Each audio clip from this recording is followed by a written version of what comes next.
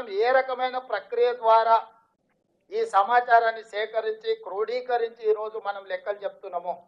లెక్కలు తప్పని కాదు, ఎక్కడ తప్పు ఉందో చూపించమని సవాల్ విసురుతున్నా కేటీఆర్ను హరీష్ రావును కిషన్ రెడ్డిని బండి సంజయ్ని రేవంత్ రెడ్డి తెలంగాణ రాష్ట్ర ప్రభుత్వము మహేష్ కుమార్ గౌడ్ గారి పిసిసి అధ్యక్షుడిగా ఈరోజు మేము కట్టిన లెక్క తప్పైతే ఎక్కడ తప్పు ఉందో చూపించమని సూటిగా అడుగుతున్నా. నేను ఉత్తగానే తప్పు తప్పు అని దీన్ని మొత్తాన్ని బుట్టదాఖలు చేసేదానికి కుట్ర జరుగుతుంది. కుట్రగా చేయడంలో భాగంగానే తప్పు అని మాట్లాడుతారు. ఫలానా దగ్గర తప్పు ఉందని ఇప్పటివరకు ఎవరైనా చూపించారా? ఎవరైనా మేధావులని మీటింగులు పెట్టి చెప్పేటోళ్ళు రేవంత్ రెడ్డి చేసిన ఫలానా ఊర్లో కొండారెడ్డిపల్లిలో ఫలానా దగ్గర ఈ బీసీ బదులు ఓసీ అని రాసిందని మళ్ళీ లెక్క చూపించిందా? పోనీ ఫలానా దగ్గర ఈ లెక్కలో తప్పు ఉందని ఎప్పుడని చెప్పిందా? ఏదీ లేదు. జస్ట్ బట్టగాల్చి మీద వేస్తావు, నువ్వు తుడుచుకుంటే తుడుచుకో, లేకపోతే నువ్వే కాలిపోతావు.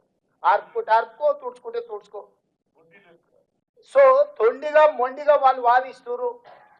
రాజు గొప్పడా మొండోడు గొప్పడా అంటే ఒకసారి మొండోడు గొప్పడు అన్నాడు అంటే వెనకట్టుకోవడం. ఇవాళ మనం ఇంత ధర్మంగా ఇంత కార్యక్రమం మీరందరూ ఎవరు నన్ను ఒత్తిడి ఏం చేయలే కదా, మీరు ఎవరు వచ్చి నన్ను అన్న ఎందుకు చేస్తలేవు అని ఎప్పుడైనా అడిగిరా? నేనే బాధ్యత తీసుకొని ఫిబ్రవరిలోనే పొన్నం ప్రభాకర్ గారితో అసెంబ్లీలో తీర్మానం చేయించి అక్కడి నుంచి మంత్రివర్గ ఉపసంఘాన్ని వేసి అక్కడి నుంచి డెడికేటెడ్ కమిషన్ వేసి అక్కడి నుంచి బీసీ కమిషన్ వేసి అక్కడి నుంచి అధికారులను ఇతర రాష్ట్రాలకు పంపించి అక్కడి నుంచి మొత్తం సమాచారాన్ని సేకరించి నేను ఒక పద్ధతి ప్రకారము ఇవాళ దీన్ని చేసి ఒక లెక్క తేల్చిన. ఈ లెక్కల వల్ల ఏం ప్రయోజనం, ఆ ప్రయోజనాలు ఎట్లుండాలి, కులాలు ఉపకులాలకు ఎట్లా ప్రయోజనం చెందాలి, నాకు సెకండ్ ఫేజ్. ఫస్ట్ ఫేజ్ మీ లెక్క తెలుసుకోండి. ఇవాళ నేను మీకు చెప్పేది ఒకటే, మీ లెక్క పక్కాగా మీ సంఖ్యలు ఉందనుకో, మీరు ఎవరు అడిగినా పుస్తకం తీసి ఇట్లా ముందు పెట్టి నా లెక్క ఎంత ఉన్నది, నా సంగతి ఏందో చెప్పు అని మీకు అడగడానికి మీ దగ్గర ఏమీ లేదు, పోల్చుకోవడానికి ఏమీ లేదు, సరి చేసుకోవడానికి ఏమీ లేదు. ఈరోజు ఫస్ట్ డాక్యుమెంట్ ఇప్పుడు రాజ్యాంగం కూడా బాబాసాహెబ్ అంబేద్కర్ గారిని చైర్మన్ చేసి ఒక రాజ్యాంగాన్ని రాసుకున్న తర్వాత పరిపాలనలో అమలు చేస్తూ పోయినప్పుడు సవరణలు చేసుకుంటూ వచ్చారు. ఒకవేళ అవసరం అనుకుంటే అప్పుడు సిచ్యువేషన్ ప్రకారం ఆ రోజు ప్రజలకు ఏం అనుకూలం ఉందో కొన్ని సవరణలు వేసినప్పుడు 76th అమెండ్మెంట్ ఇంతకుముందే వినయ్ గారు చెప్పారు, రాజ్యాంగంలో 77వ సవరణ ద్వారా మనం కొన్ని మార్పులు చేసుకున్నామని. ఈరోజు నేను అనేది కూడా ఈరోజు మనం ఇంత పక్కడబంది నివేదిక తెచ్చినాం. రేపు దీని ద్వారా సంక్షేమం ఎట్లా అమలు చేయాలి, లేకపోతే అభివృద్ధి ఎట్లా అమలు చేయాలి, లేకపోతే సామాజికంగా ఎట్లా న్యాయం చేయాలి, ఆర్థికంగా ఎట్లా న్యాయం చేయాలి, విద్యలో ఎట్లా న్యాయం చేయాలి, ఉపాధిలో ఎట్లా న్యాయం చేయాలి, రాజకీయంగా ఎట్లా న్యాయం చేయాలి, వీటన్నిటికీ ఒక లెక్క దొరుకుతుంది. ఆ లెక్క మీరు అడగడానికి ఉంటుంది. ఇది శాశ్వతంగా చరిత్రలో నిలబడిపోయే ఒక కాంప్రహెన్సివ్ డెడికేటెడ్ కాస్ట్ సర్వే. ఇందులో ఒక బీసీల లెక్క చేయలే, రెడ్డి లెక్క ఉంది, వెల్మోల లెక్క ఉంది, కమ్మోల లెక్క ఉంది, అయ్యగారుల లెక్క ఉంది, సేట్ల లెక్క ఉంది, చిన్న చిన్న మేరీ, ఇప్పుడు మా రాజేందర్ వచ్చిన మేరీ కాకపోతే ఆరకట్క కావచ్చు, చిన్న చిన్న మైన్యూట్ కులాలు ఉపకులాలను కూడా మనం లెక్క తీసినాము. It is not that easy.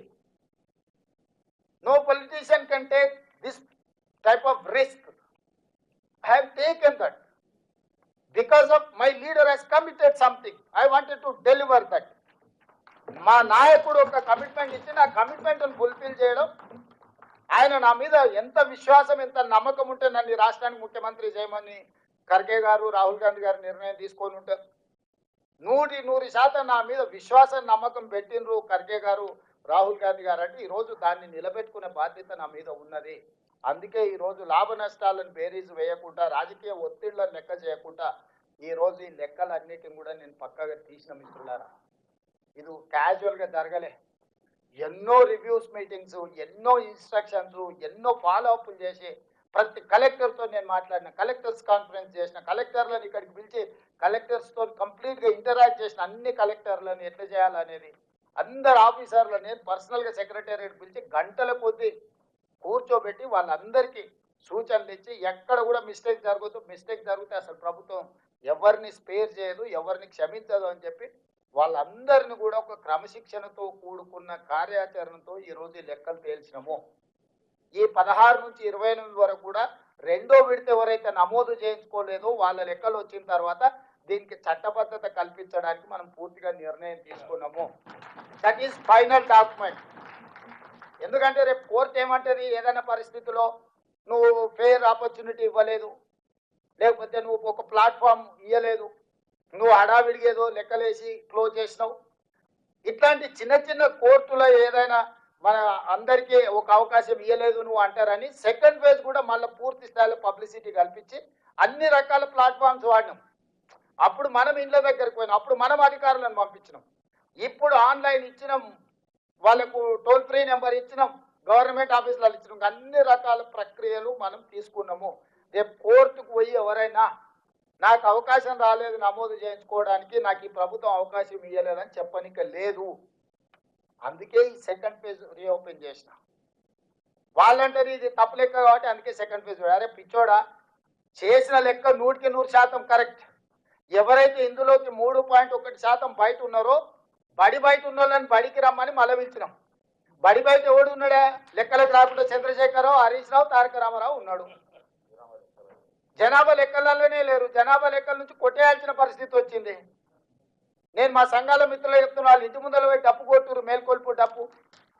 మా సంఘాలలో చేసినోని నన్ను తిడతారేందా? చేసినోని నిలబెట్టి లైన్లో నిల్చోబెట్టి లెక్కలు కట్టకుండా. ఇవాళ బీసీ సంఘాలకు నా విజ్ఞప్తి ఒకటి, అరే ఇంత కష్టపడి మీకోసం తల బగల కొట్టుకొని మీకు ఏదో ఒకటి చేయాలా, మా నాయకుడు చెప్పిండు, దీన్ని ఎట్లో గట్లా ఒక పట్టాలు ఎక్కించాలని నేను ప్రయత్నం చేస్తే మళ్ళీ నన్నే రాళ్ళతో కొడుతారు. చేయనోడే మంచిగా బాధాప్త ఫామ్ హౌస్లో పట్టుకున్న వాడే మంచోడాడు. తండ్రి చేయడు, కొడుకు చేయడు, అల్లుడు చేయడు, లెక్కలకే రావంటారు, మీరు లెక్కనే లేరంటారు. వాళ్ళేమో మంచోళ్ళు అయిపోయారు. వాళ్ళ సంఘాల మీటింగులు వాళ్ళు పెడితే వాళ్ళ దగ్గర పోయి మనోళ్ళు కూర్చుంటారు. ఇంత కష్టపడి చేసిన రేవంత్ రెడ్డిని విలన్ చేస్తుంది. వద్దనేటోడు ఎట్లా వద్దన్నాడు, వాడు విలనే. కావాలన్న వాళ్ళకి మీకోసం పనిచేస్తే మీరు కూడా విలన్గా చూసినాక ఇంకా ఇంకా ఇంకా ఇక ఇక ఇది ఎట్లా ముందర పడుతుంది మీరు చెప్పురు. నాకు కష్టం మీకా నాకా? మరి ఇక మీరు దీన్ని కాపాడుకోకపోతే, మీరు వచ్చి అండగా నిలబడకపోతే, మీరు వచ్చి నా పక్కన నుంచొని మా ముఖ్యమంత్రి మా రేవంత్ రెడ్డి చేసింది 100% కరెక్ట్గా ఎవడరా చెప్పినోడు రా, లెక్క చేద్దాం రా, ఏ ఊర్లో ఏ వార్డులో ఏ సందులో తప్పుందో లెక్క చెప్పు, మేము వచ్చి నిలబడతామని మీరు కట్టబట్టుకొని నిలబట్టి ఈ సమస్యకు పరిష్కారం దొరుకుతుంది. మీరు చూసి చూడనట్టు మాకెందుకులే అన్నట్టు ఉన్నారంటే ఇది పట్టాలు ఎక్కదు. దీన్ని పట్టాలు ఎక్కించుకొని రైలును పరిగెత్తించి మీరు అనుకున్న గమ్యం చేరాలంటే ఇక మీదే బాధ్యత. నా బాధ్యత అయిపోయింది. అసెంబ్లీలో పెట్టి లెక్కలు చేసి దీనికి చట్టబద్ధత కల్పించే వరకు ముఖ్యమంత్రిగా నా బాధ్యత అయిపోయినట్టే. ఆ నుంచి ముందుకు తీసుకెళ్లాల్సిన బాధ్యత మీదే. ఇది రీలే రన్. నేను ఇక మీ చేతికి అందిస్తున్నా. రన్నింగ్లో ఒక్కడే ఉరకకుండా నలుగురు ఉరుకుతారు కదా, రీలే రన్ 4x4. ఇక నేను మీకు అందే చెప్తా. రేపు అసెంబ్లీలో చట్టం చేసి మీకు అప్పచెప్తే మీరు తీసుకొని దీన్ని ఎట్లా ముందుకు ఉరుకుతారో ఇంకా మీ ఇష్టం. వీడు ఉన్న వాళ్ళందరూ స్టేక్ హోల్డర్స్. ఇవాళ అందుకే నేను మా అధ్యక్షుడిని మా పొన్నంను అడిగిన, అయ్యా అందరిని వీళ్ళు నేను ఒకసారి మాట్లాడదలుచుకున్నా. ఇంత కష్టం చేస్తే మంచి అనకపోతే కానీ తిడుతుంటే ఆపకపోతే ఎట్లాగ ఇష్టం లేనోడు తిట్టబట్టే, వాడు రాళ్ళు కొట్టబట్టే. మరి ఇవాళ ఇక మీకోసం ఇంత కొట్లాడి ఇంత చేస్తే అరే మావాడు మాకేదో చేసిండే అని మీరు అనకపోతే, మా నాయకుడు రాహుల్ గాంధీ ఒక మంచి చిత్తశుద్ధితోని ముందుకు వచ్చాడు, మా రాహుల్ గాంధీ గారు చెప్పబట్టి మా నాయకుడు చేసిండని మీరు చేయకపోతే ఎట్లా? అందుకే ఒక కార్యాచరణ పెట్టుకున్నాం. ఎన్ని కులాలు ఉన్నాయో ఎవరికి వాళ్ళు వాళ్ళ సామాజిక వర్గం బాధ్యత తీసుకోండి. ఎవరి వాళ్ళు మీ సంఘం మీటింగ్ పెట్టు. మీరు 1000 మందితో పెడతారా, 10,000తో పెడతారా, ఎవరి వాళ్ళు ఏ వర్టికల్ వాళ్ళు తీసుకోండి. మార్చి 10 లోపల అన్ని సంఘాలలో వాళ్ళ సంఘం మీటింగ్ పెట్టు.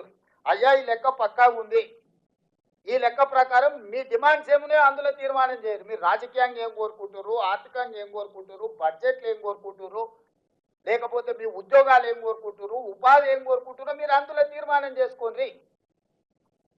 ఇవాళ ఈ లెక్కను మీరు ఏ మాత్రం కాదు కూడదు అన్నారంటే ఇంకా జీవితంలో మళ్ళీ ఇది రాదు.